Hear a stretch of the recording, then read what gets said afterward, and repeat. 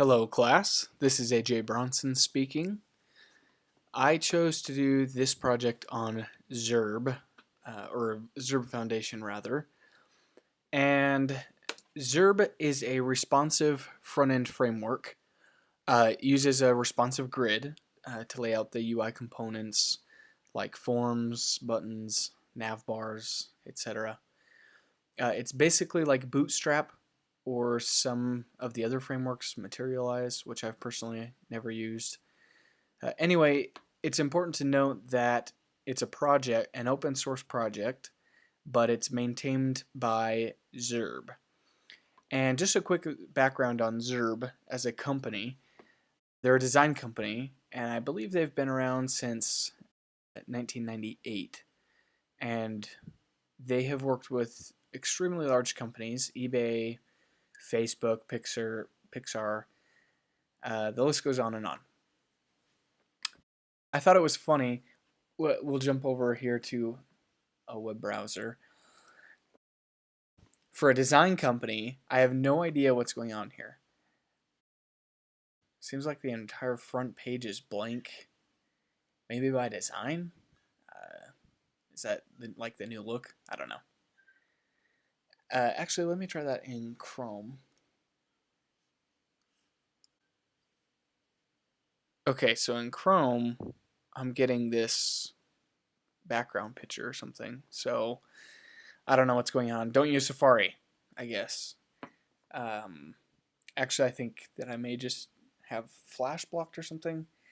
Anyway, you can come check out their website and see some of the cool things they've done. You can learn more about their services down here.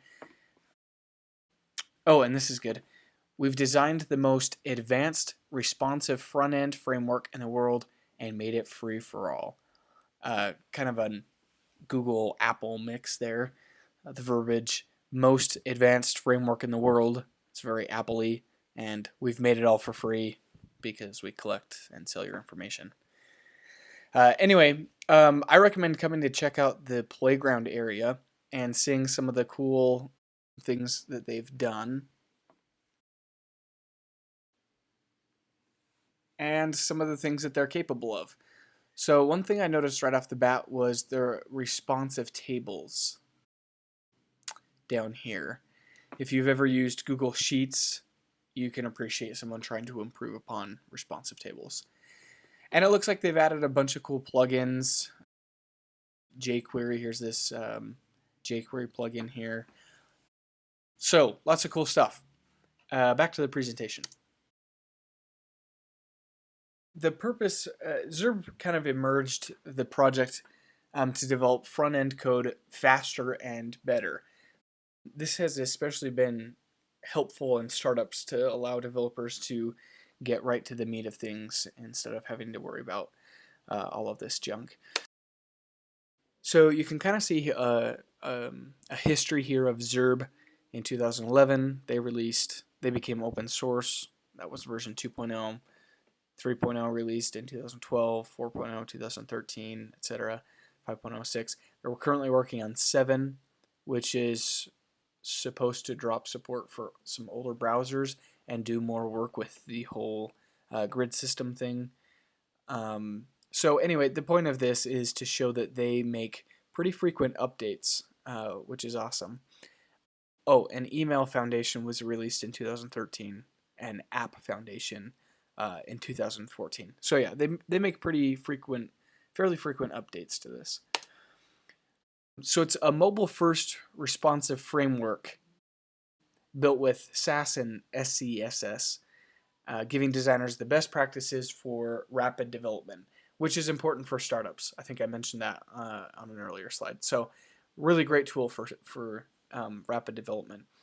The framework includes the most common patterns needed to rapidly prototype a responsive site. So that's also, one of their other things that they tout is how responsive they are, how good they are with scaling down to tablets and phones.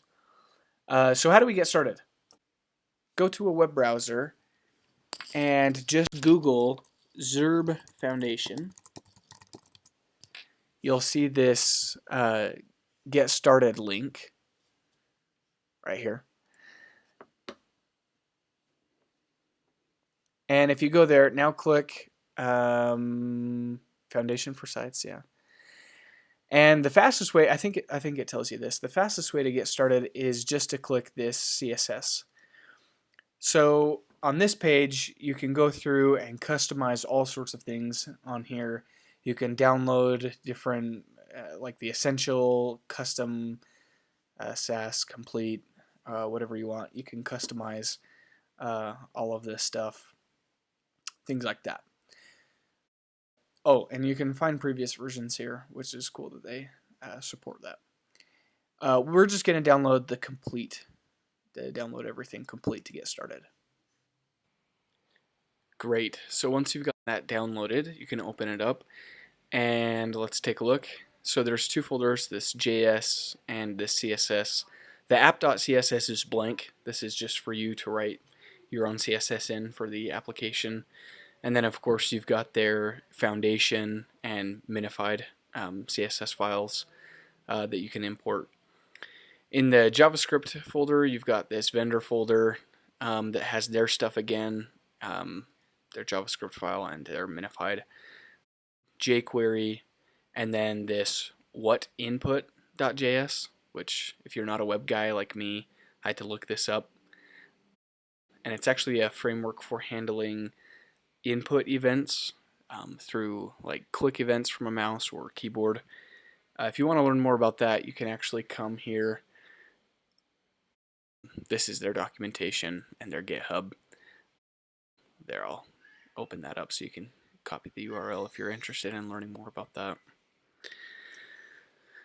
And it comes with this default HTML, indexed HTML, which just gives you examples of the things that you can do.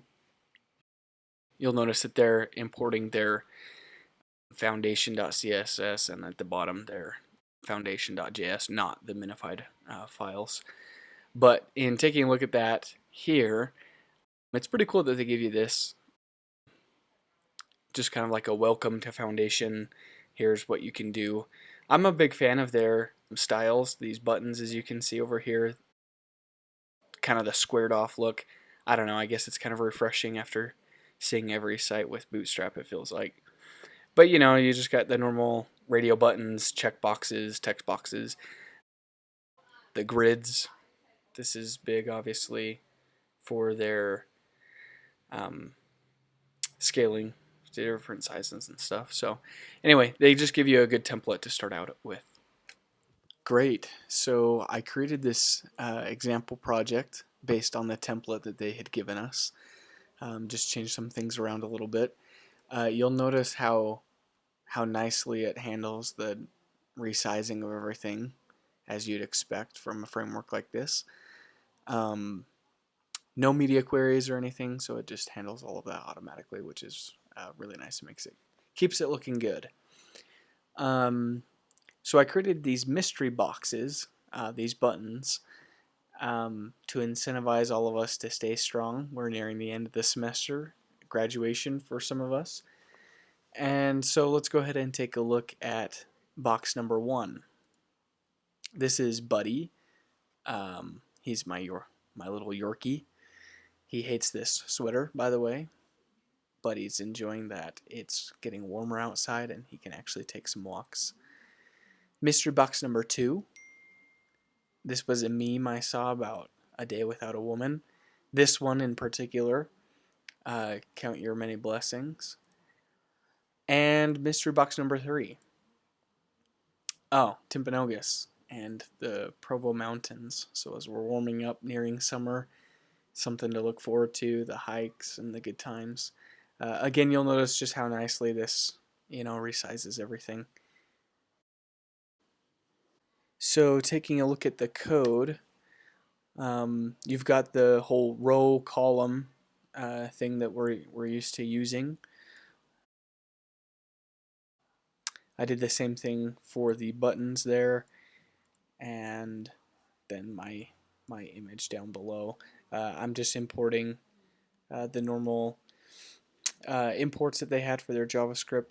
I was kind of disappointed. I was going to do a modal, but in my research it looked like you had to import a separate library for that, something called a reveal. So that was kind of one pitfall. I think Bootstrap and maybe some of the others include that. I could be mistaken, but that was one frustration that I had.